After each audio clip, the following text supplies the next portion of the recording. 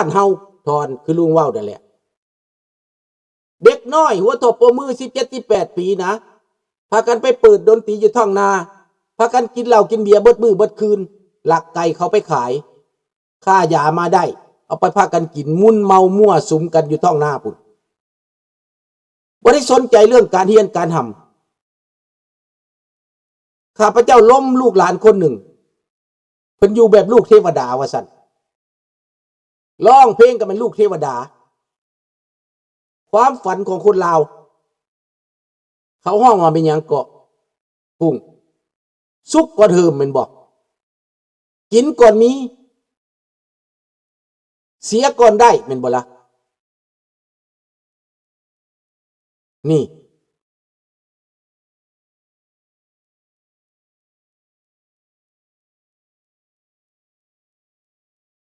ทหารลาวบ่ได้กินข้าวตอนเช้ามีแต่ตอนเที่ยงกับตอนแลง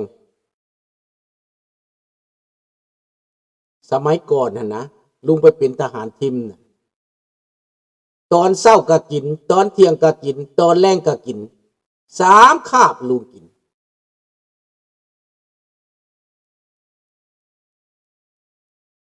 ซีนตอนบักใหญ่ตอนควายแกงใส่หน่อไม้แกงใส่มะอื้อทอดใส่นั่นลาบก้อยก็มีลังเถื่ออยู่ทางกินพวกเจ้านายก็ได้กินลาบกินก้อยมีสโมสรหนึ่งต่างหากนี่ดังนั้นพี่น้องขึ้นเบิ่งดูบ่อยากเปลี่ยนแปลงบ่อยากได้บ่สนใจบ่สิสนใจแต่ตอนสนุกชั่วคราวนี่บ่ผู้หญิงลาวทุกคนว่ากินเบียร์ผู้ใดก็ว่าแต่กินเบียร์ว่าซั่นวันเป็นวันพากันไปกินเบียร์ว่าซั่นบ่ได้สนใจเรื่องความทุกข์ความยากนั่นแหละบ้านนาว่างก็มีบ้านแก้งโพสีก็มีบาน่ะบ้านหาดเชียงดีก็มีแม่นบ่มีเบิดบาน่ะลุงไปเบิ่งเบิ่งแล้วเขาไปเบิ่งเด็กน้อยเขาเอาไปถ่ายให้เบิ่งโอ้ยเบิ่งเพิ่นมั่วสุมกันเต้นเดาะเต้นดองธรรมดาเขาบ่ให้มีได้อันนี้อยู่บ้านนอกไปนี่เขาบ่ให้มีได้เขาบ่ให้เปิดได้ถ้าบ่มีตำรวจถ้าบ่มีทหารควบคุมนะว่ามันมั่วสุมว่ามียาบ่มีการมั่วสุมบ่กฎระเบียบวินัยบ่มีน่ะเขาบ่ให้เปิดในแคนาดาในอันนี้บ่มีได้บ้านนอกไปแล้วๆยากได้สิมีได้ประเทศเจริญเขาบ่มีเรื่องบาได้เขามีแต่ในเมืองน้อยเดียวเขาบ่ได้มั่วสุมคือเฮาได้ให้ม่วนเป็นยามอันนี้24 ชั่วโมงเปิดอยู่ทุกมื้อกินอยู่ทุกมื้อขายอยู่ทุกมื้อยาเสพติดขายทุกมื้อลุงเห็นแล้วได้เงินปั๊บแล่นไปหันโลดพวกเด็กน้อยวัยรุ่นบื้นตายไปผู้หญิงก็ขี่รถกลางคืนไปขี่รถมอเตอร์ไซค์ไปคนเดียวปุ่นฮอดบ่อนนั้นบ่อนบาร์ปุ่นบ่แม่นธรรมดาเด้เขาถือว่าบาร์น่ะเป็นบ่อนความสุขเลยเด้อยู่แบบในเมืองเด้ลุงเห็นแต่โดนแล้วทหารทำนาน่ะทหารเซโนน่ะ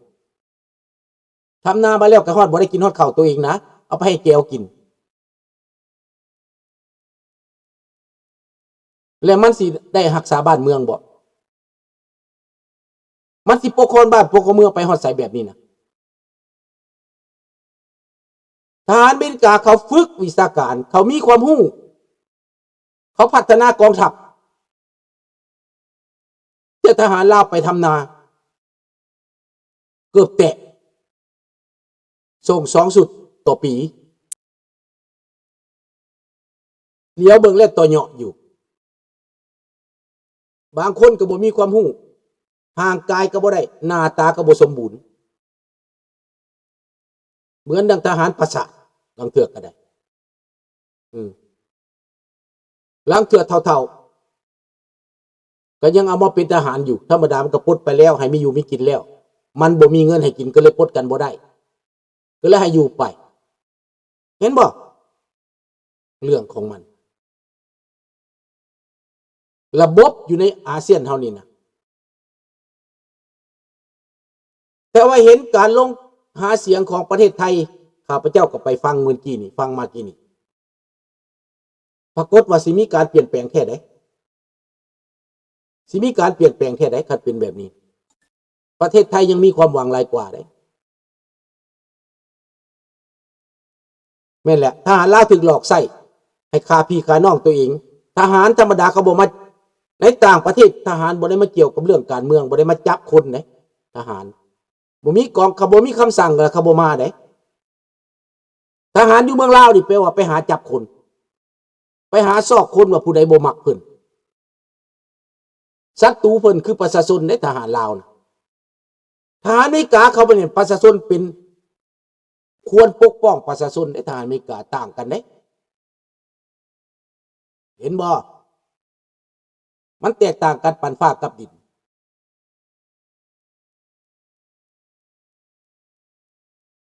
นี่แหละคนลาวข้ารู้จักว่าแกวเป็นนายแล้วเป็นอย่างคนลาวจังเสืออยู่ล่ะลุงก็ขึ้นไปขึ้นมาแล้วอย่าหัวเขาตีเลี้ยวเบิ่งคือเขาเมากินเหล้ากินยาเสยอยู่เขาคือบ่ได้ฮ้อนได้เครื่องอีหยังคือเขาว่ามีความสุขไปเมืองไทยได้เงินมาแล้วก็ค่ายาเสพติดหลังคนแล้วก็ลิ้นกินฟุ่มเฟือยสุดท้ายมาตัวเองก็ตายสุดท้ายมากระติดโรคเอดส์ติดท้ายมากระติดยาเสพติดแปลว่าตกต่ำลงไปเบิดบ้านเบิดเมืองเป็นแนวนั้นบ้านนอกนะมันน่าจะบ่เข้าถึงยาเสพติด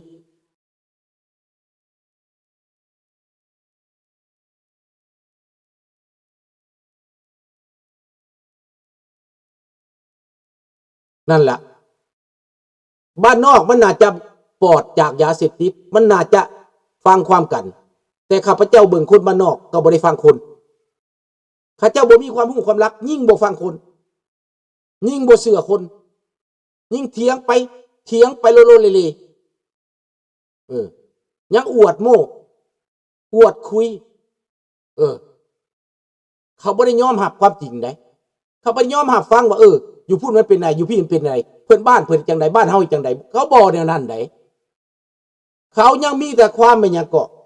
อารมณ์ยั่งนั่นน่ะหมายก็ว่าเป็นความทะนงโตโพดนั่นน่ะว่าลาวนี่แปลว่าดีเลิศกว่าหมู่ทั้งที่เป็นประเทศด้อยพัฒนาที่สุดในโลกแต่แสดงว่าตัวเองนี่ดีกว่าหมู่เจริญกว่าหมู่ล้างสมองกันแม่นบ่ลาวพิยา people are so brainwashed they are took that Vietnamese people are their true relative it's so crazy most Lao people believe this มัน100%อยู่แล้วแก้วมันล้างสมองแก้วมันเสียบมันสอนและแก้วมันให้เจ้าฟุ่มเฟือยแก้วมันให้เจ้าบ่สนใจเรื่องบ้านเรื่องเมืองเพราะว่ามันจะมาเอาง่ายมันจะจกตับจกเจ้าใจเจ้าได้ง่าย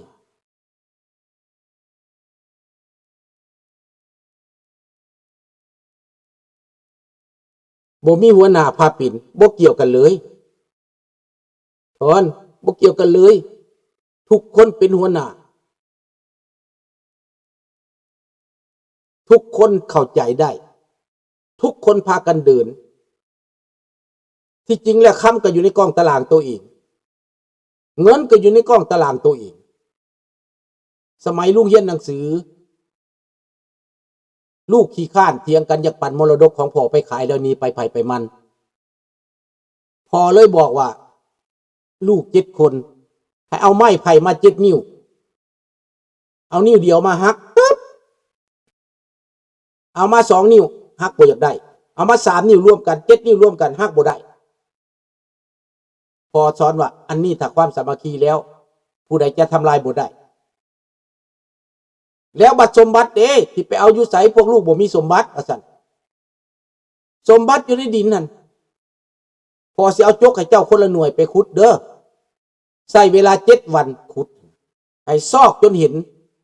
ผู้ใดเห็นแล้วพอสิมอบให้เบิดลูก7 คนพากันถือจกไปแล้วขุด7 มื้อขุดอยู่แถวนั้นน่ะขุดทุกตารางนิ้วจนแตกจนแตน ขุดเรียบร้อยพอก็บอกว่าให้เอาพืชเอาผลไปหว่านใส่เด้อฟ้าผลมันสิมาแล้วบัดสมบัติมันจะเกิดขึ้นมาเองดอกมันสิโป่งเองสมบัติพอเอามักแตงมักโมไปลงเอามาเพชรมาเกลือไปลงเด้อเอาเข่าไปลงเด้อ3-4 เดือนต่อมาได้เก็บผลปลูกได้ขายเป็นเงินเป็นคำเอาเงินมาปันกันนั่นแหละพอบอกว่าสมบัติมันเกิดเองในลูกพวกลูกทั้งหลายจึงได้เข้าใจว่าพอบอกว่าให้สาวนาทำมาหากินวิธีพอสอนลูกคิดว่าสิมาปุ้นเอาเงินพอว่าพอเสื่องสมบัติไว้แม่นแล้วพวกโอดองค์ทนงตู่เป็นแบบนี้เขาบ่ยอมเสียเปรียบคันเฮามาเว้ามาบอกเขาเว้าเฮาบอกพวกบ่มีพรดินพวกขายซาดว่าซั่นเห็นบอกคือลูกหลานท้องสิงว่านี่น่ะนางอันนั้นมาเว้าบัดสิลงไปแล้วเฮาว่าเฮาขายซาดข้าพเจ้าก็มานอนคิดว่าโอ้เขาตั้งงูอีหลีเนาะเฮามาแต่มือเปล่าว่าเฮาขายซาดแนวใดคำว่าขายซาดของเขาแปลว่าแนวใดผู้ใดแปลได้บ่คำว่าขายซาดของเขาน่ะแม่นหยังหมายก็บ่เห็นพร้อมน้ำเขาว่าขายซาดบาดนี้เขาไปเห็นพร้อมน้ำแก้วเขาบ่ได้ขายซาดบ่เขาบ่ได้ทรราชบ่เขาบ่ได้ทรยศบ่เขาสิเอาประเทศลาวไปเป็นเมืองแก้วรัฐบาลน่ะสิเอาเมืองลาวนี่ไปเป็นเมืองแก้วประชาชนลาวยังบ่ได้ฮู้น่ะทุกสิ่งทุกอย่างบ่เงินบ่คำไปให้เวียดนามเบิดประเทศเวียดนามมันเอาตั้งแต่เอาขุดเอาคนเอา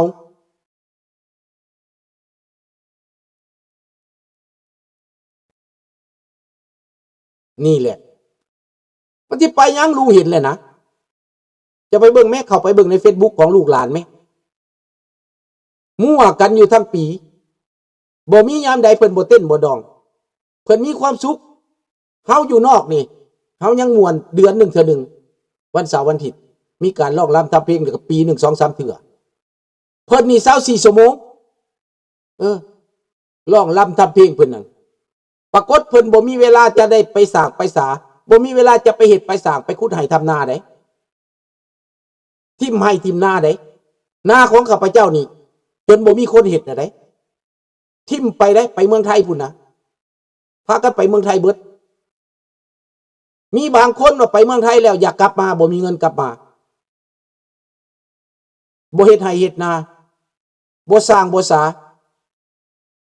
ไปแล้วได้เงินก็บ่พอเท่าใดบางคนจนเฒ่าอยู่เมืองไทยพุ่นกลับมาแล้วบ่มีหยังก็มีแต่เขาก็เชื่อว่าไปเมืองไทยแล้วเขาได้เงินมาแต่เขาได้เงินชั่วคราวได้แม่นจะไปเมืองไทยจะได้ 9,000 10,000 ใส่ถุงมาน่ะมีบางคนบ่ได้ซ้ำนะมีผู้หนึ่งไปนี่เอาเงินไปนี่นะก่อนสิไปฮอดเมืองไทยหมด 3-4 หมื่นแล้วหมดเป็นแสนแล้ว2ผัวเมียนี่นะขากลับมาเลยเป็นหนี้ได้